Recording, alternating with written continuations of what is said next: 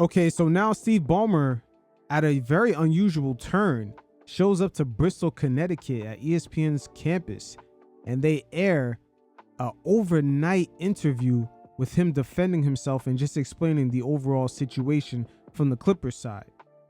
And throughout this interview, Ballmer kind of made it seem like he wasn't aware of certain things with Aspiration.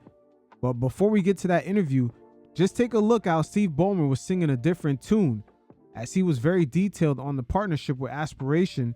And he is a person that was so hands-on with this overall Intuit Dome project that he knew the number of toilets, and they were even tracking how long it took fans to use the restroom, grab their food, and get to the game.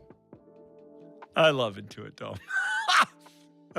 Since we talked a lot about products, and I've been involved in, I'll say the visioning, and I call myself a visionary, but what should this product look like? And particularly those, that, a number of them, both Windows, but also certainly on the back-end products, back-end meaning they're not customer visible. But I would say Intuit Dome's probably the product for which I have the clearest vision I've ever had. I knew what I wanted. It evolved some because we went and looked at, a bunch of other arenas. But I had a point of view. I know what user I wanted to make happy. I wanted to make Intuit Dome the best place for the hardcore basketball fan. Toilets! 1,160 toilets and urinals! 3 times the NBA average number of toilets and urinals! We do not want people waiting in line. We want them to get back to their damn seats. Pièce de résistance, as we went through this, is when we had a chance to really sit down and meet the folks from Aspiration. To have our first founding partner be a company that focuses in on providing services to consumers and businesses to reduce or even go negative on their own carbon footprints was a great thing. And now we'll hear from Steve Ballmer as he spoke to Ramona Shelburne at ESPN, and he sounded very nonchalant when it comes to the details of his sponsorship with Aspiration, unlike those 2 previous sound bites we just heard. And keep in mind, Steve Ballmer, outside of Microsoft, he's made his money in his name as being a guy who is a very well thought out investor. But again, in this interview, in certain circumstances, he acted very nonchalant when it comes to a partnership with a sponsor that is carrying your name brand. You guys check it out, and every once in a while, I'll check in. Up front, I want to say one thing very clearly. We, the Clippers, have abided by the salary cap circumvention rules because that's the right thing to do. And we have done that. I happen, for what it's worth, to think it's a very important rule in terms of promoting competitiveness and equal playing field across the league. But whether I agreed with it or not, it's the rule. And we've absolutely abided by that. We cannot pay a player anything beyond what's in his standard player contract, and we cannot cause anybody else to pay the player what's beyond their standard contract. And that would include, for example, sponsors, endorsers. That is verboten. We can't do that, and we didn't, certainly in this instance. I mean, we can have sponsors. The players can do endorsement contracts. We can do sponsorship deals with the same companies that they do endorsement contracts. We cannot have any involvement in their negotiation with the companies who sponsor them. We didn't in this case, and we never have. Let's pick up from the point about what the rules are. You say, okay, we know what the rules are. Was there an exception made in terms of our relationship with Aspiration? Absolutely not. Absolutely not. This is a company that I got to know, frankly, through them approaching us about a sponsorship deal. My family and I were super keen to do work to stem climate change. We think that's an important thing. I was in the process of even changing the design of Intuit Dome so that we could be carbon neutral. Now, him right there saying that they're trying to design the stadium so they could be carbon neutral. First of all, there's nothing really about the business of operating a stadium that's ever going to be carbon neutral.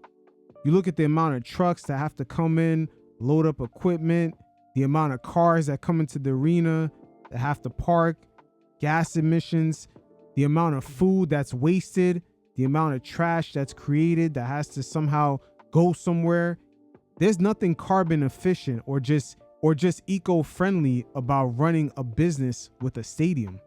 So just this whole partnership sounds weird to me. It just sounds good on paper, but in reality, this shit don't even add up. And then we meet this company that focuses in on an aspect of carbon neutrality. To me, it seemed like a match, kind of made in heaven, if you will.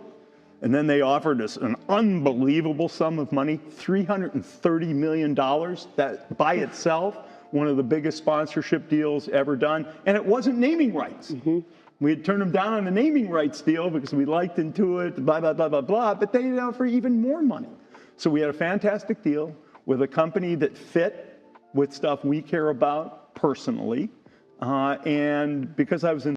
Now, him saying that they offered even more money for the naming rights, even though he rejected it, remember, if they had gone through and got the naming rights to the arena, the NBA, especially after the FTX scandal, would investigate Aspiration and how their whole operation of that organization worked. I read their business plan.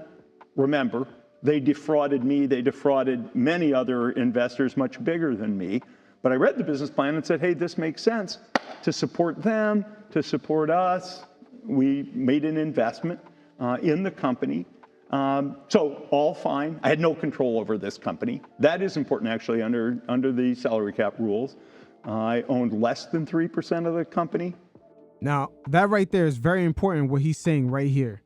He owned less than 3% of the company, because had he owned 5% or more, any type of transactions they had with Kawhi would actually violate the circumvention or just the CBA rules with the players. So right then and there, he's clarifying not necessarily to the everyday fan that's listening in, but to the higher ups or just the legal side to the league as far as his involvement with Aspiration, because that $50 million payment was supposed to be for that 3%. Let's listen to him say that again one more time.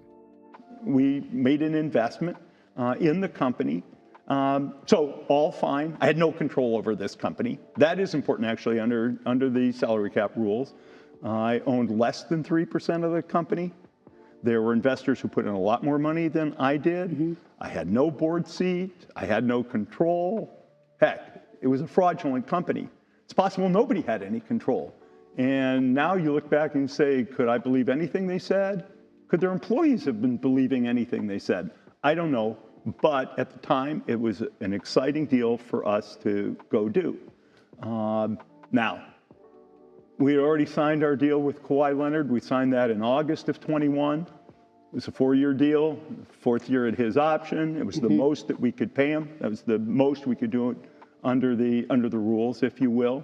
I've been excited about that, even though we knew Kawhi had to rehab a year from a torn ACL. So, you know, kind of okay, this is going to work. This is really going to work, and it did. All done. I remember where I was. We're very excited. That would have been August. In September, we got the deal done for sponsorship and investment. We announced that. And at that time, we hadn't even introduced, Aspiration hadn't asked, or we hadn't introduced for sure, Kawhi to Aspiration. We were done. They were done. We were done with Kawhi. We were done with Aspiration. The deals were all locked and loaded. Then they did request to be introduced to Kawhi. Under the rules, we can introduce our sponsors to our athletes. We just can't be involved. Now, once again, just going over his timeline, November 2021 is when construction officially began for their new arena. They locked in Kawhi a few months earlier in August of 2021 for 4 years, $176 million. So just looking at November, we have construction began for the new arena. Kawhi was introduced to Aspiration. And also, when we looked at Pablo Torre's paperwork, we have Kawhi and Uncle Dennis registering that K2 Aspiration LLC, which is the same company that received the payments from the Aspiration deal, which began 4 months later in April of 2022.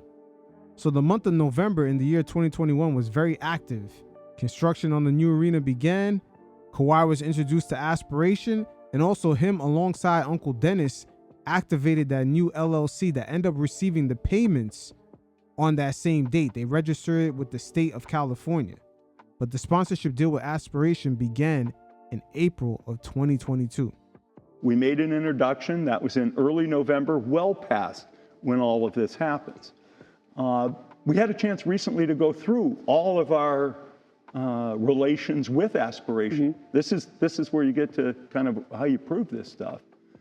We, as part of our cooperation with the Department of Justice and the Securities and Exchange Commission, we had produced text, emails. We'd already gone through all this stuff because it was part of document production in their investigations. And we even found the email that makes the first introduction. It was early November, I won't remember the exact date. So where could any of this circumvention have happened? It didn't, it couldn't have. The introduction got made, and then they were off to the races on their own. We weren't involved. I eventually learned that they had reached a deal. I have no idea what the deal was. So, but you see how this looks to the average fan, right? You're invested in the company. It's $50 million as your investment. You're part of the biggest raise that they have as part of the whole building of that company. Then your star player gets a contract for $28 million. He's not required to do anything as part of that contract. He doesn't actually do anything to promote their company. And he signs an extension with you guys right in and around the same time. Like you can see it looks like what it looks like. Let's talk to the fan. We signed that deal with Kawhi before any of this, before Kawhi even knows these people. We've signed our deal. That's high integrity. We made our deal with Aspiration. Literally, I had no control over the company. Literally, even when I invested, I think there was somebody who put in 6 times as much money as I did. No control. And that's okay. The average fan should understand that. And they went off and made a deal. I don't know what the deal is. I know what the reports are with the speculation. I don't know what the deal is or was. And frankly, I can't even tell you whether it's this much different, that much different, or not different at all. The deal ended up being not that much different than the money you gave as an investment to the company. What was originally discovered was the $28 million that was owed to Kawhi over a 4-year period. What eventually got found out that there was an additional $20 million through stock options, therefore making the total $48 million. So you wonder if Aspiration in a way acted like a clearinghouse to make sure that they was able to provide Kawhi with additional funds outside of the salary cap for a $2 million payment. That's what it looks like from the outside looking in.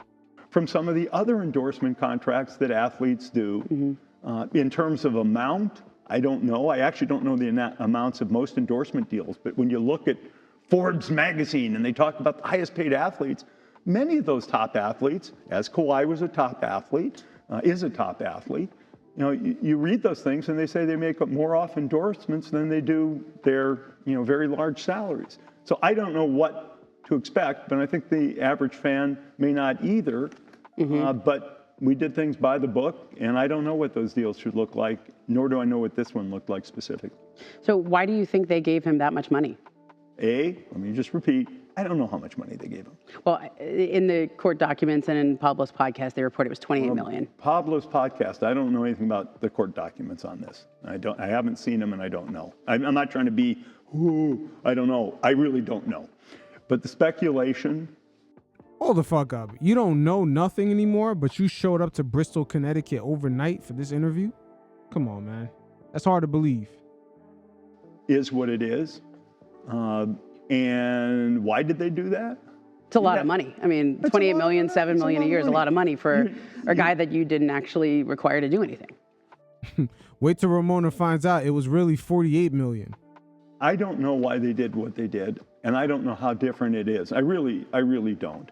And frankly, any speculation would be crazy. These were guys who committed fraud. How would I be able? Look, they conned me. You're one of the richest men in America. They conned me. I made an investment in these guys thinking it was on the up and up, and they conned me. At this stage, I have no ability to predict why they might have done anything they did, let alone the specific contract with Kawhi. I mean, you're one of the richest men in America. You've obviously done very well in your career in business. Like, you didn't smell anything wrong with the company. You didn't see anything wrong. Like, you obviously reviewed the financials before you got involved with the business proposal. I reviewed, my staff reviewed primarily fraudulent financials. Now, should I have sniffed it out? Maybe. I feel embarrassed and kind of silly that I didn't sniff it out, but I didn't.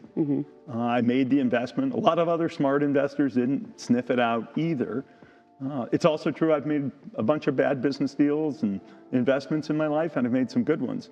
This was fraud and a bad investment, and I'm embarrassed by that. Now, once again, Steve Ballmer very nonchalant. It was a bad investment. I was defrauded. Oh, I didn't know anything. But overall, when you look at this whole Intuit Dome and just this Clipper venture for Steve Ballmer, he's been very detailed since the start. Again, for those of you that are watching the visual version, if you look at the timeline, he was able to woo back DeAndre Jordan by providing something outside of the cap. And also, he was able to land Kawhi Leonard coming off the championship from the Raptors. And also PG-13, where he was coming off a season where he was voted top 3 in MVP votes. And after securing those two players at the time, especially for a franchise that was not known for winning, he was able to secure the land for the new arena in 2019. And also in March of 2020, he was able to purchase the Forum from the Knicks owner, James Dolan, and the MSG company. So Steve Ballmer has been on a mission ever since he's acquired the Clippers. And a lot of the acquisitions he was able to make, there's franchises that have been winning in the NBA for years, and they were not able to make all these moves in such a short span. When you signed Kawhi in 2019, the NBA had an investigation that his uncle, Dennis Robertson, asked for extra benefits, whether it be use of a plane, a house, guaranteed endorsement opportunities. And at the end of that investigation, you were cleared of wrongdoing, but they left open by saying if any new information comes to light, they would reopen that. So since 2019, has Dennis Robertson asked you for any other benefits that would be in violation of the league rules? They know the rules. They, meaning Kawhi and his representatives, including his uncle.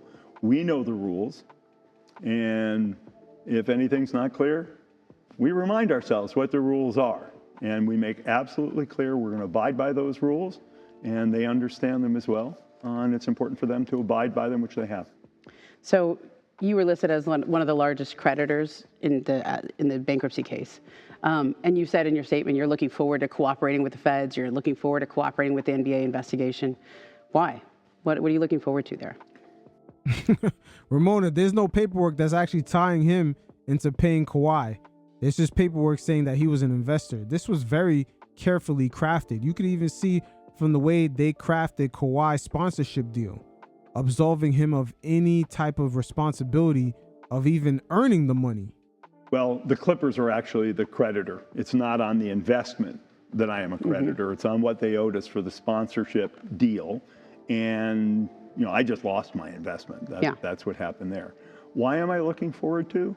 It's really important to me to communicate to the NBA ecosystem, but particularly our Clipper fans, that we've been on the up and up. Since the day I bought the team, and the circumstances were definitely tough, we've really emphasized doing things the right way. Doing things the right way, whether it's the way we treat our fans, our players, our staff, the rules, do things the right way. And I want our fans to really understand that they've aligned themselves, that they support an organization that does things the right way. I mean, that's fundamental. We welcome the league investigation. We have nothing to hide. And in fact, we're glad for that opportunity also to tell our story. Because we think it's important, and it's important for me, for our fans to really understand that we're going to do the right stuff. Since you signed Kawhi, and really even back to his days in San Antonio, there have been stories like this. There have been a couple of lawsuits filed. There was a lawsuit filed from a man named Johnny Wilkes, who said that he received payments for his influence there. Randy Shelton, a former trainer. Dismissed. Okay. Dismissed by the court. One of them is still ongoing, the one with Randy Shelton. I don't know why Ballmer said both of them are dismissed. Maybe he's not in the know. The league has investigated you guys for some of these allegations. There's been issues with load management with Kawhi Leonard. There's been other issues with him. There's just a lot of smoke, right? And you say it's important to fans and for you to feel like you do it on the up and up. But you can understand why the average fan would go, okay, always with this guy. Like, why is there always these kind of stories with this guy? I don't know. I think because he is, relatively doesn't speak much, I think there's a lot of mystery around Kawhi. And that may be why, fans kind of tell themselves, create a narrative, if you will. I've had a great relationship with Kawhi. I've gotten to know him a little bit. We sit down a couple times a year and just kind of talk about how the team's doing. The allegations, have not been true. But what's most important to me is we've done the right thing in all those interactions. Kawhi's business is Kawhi's business, but we've always done the right thing. Have you spoken to Kawhi about any of these allegations since the podcast came out on Wednesday? I have not, no. Would you be interested to see what he has to say? It's really his business with Aspiration. So, I wouldn't ask about it, no. If this story had come out about another team, another owner, how would you feel about it? I'd want the league to investigate, take it seriously. Like I said earlier, the salary cap circumvention rules are important to the league, and I'd want the league to investigate. Steve Ballmer already knows there's no paperwork legally tying him to giving Kawhi Leonard the money. And that's what it's all about, what you could prove on paper. As Paul George alluded to earlier in this segment, if it's not written on paper, you can't trust it. And just so we're clear, you never directed anyone from Aspiration to do an endorsement deal with Kawhi Leonard? No, I didn't. And more importantly, we, the Clippers, did not. We didn't give him direction. We made an introduction as is appropriate under the rules. A lot of sponsors do like to, they call it activate by doing something also with players. We made the introduction, and that was that.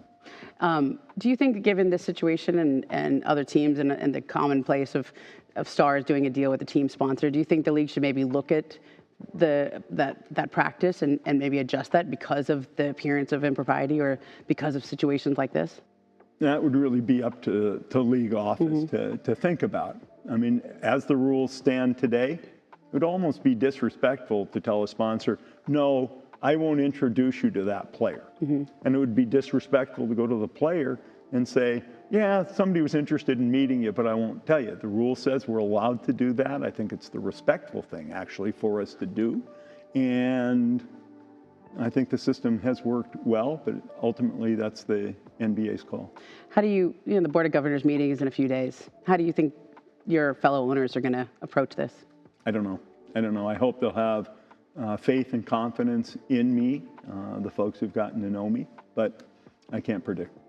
Thanks, Ramona. Really appreciate the opportunity to talk about what we've done and express, I guess, some of the anger I'm feeling about what's going on. And I also feel some sadness for our employees. I'm mad, but I'm also sad that they're going through this as well as our staff and our fans. So there you have it from Steve Ballmer, a very unusual tone when it comes to how he didn't know for such a detailed guy. He's been very hands-on throughout this whole Clippers endeavor, but yet displayed a kind of a nonchalant attitude when asked about the details. And surprisingly, after the Pablo Torre investigation, Mark Cuban had inserted himself into this whole situation. And I'm not surprised, because ever since he sold this team and Luka surprisingly got traded, he has been itching and clawing back into the spotlight. But interesting enough, he sat down with Pablo Torre and they spoke about quite a few things. Aspiration actually contacted Mark Cuban prior, and they also touched base on how these sponsorship deals really work. And keep in mind, with Mark Cuban inserting himself into this situation, the sale of the Dallas Mavericks were tied to quite a few things. His dealings with Dirk Nowitzki after the 2011 championship run, with the Lakers and the Rockets offering Dirk a $92 million deal, but him rejecting it to stay with the Mavs. Things like that start to come into question when you see incidents like this happen with the Clippers. In the NBA today, money's piling up so high that a lot of things are not coincidences anymore. Luka getting traded to the Lakers just for one first-round pick and Anthony Davis, not only doesn't add up, you look at the domino effect. You look at Jeannie Buss and the Lakers sale, it gets finalized just a few months afterwards. Again, with so much money on the line, a lot of these things are not coincidences. And also with the backlash the Mavericks faced with giving up Luka, they were able to secure Cooper Flagg in the first overall pick with 1% odds. So too many coincidences all at once. And it's beginning to raise a lot of red flags.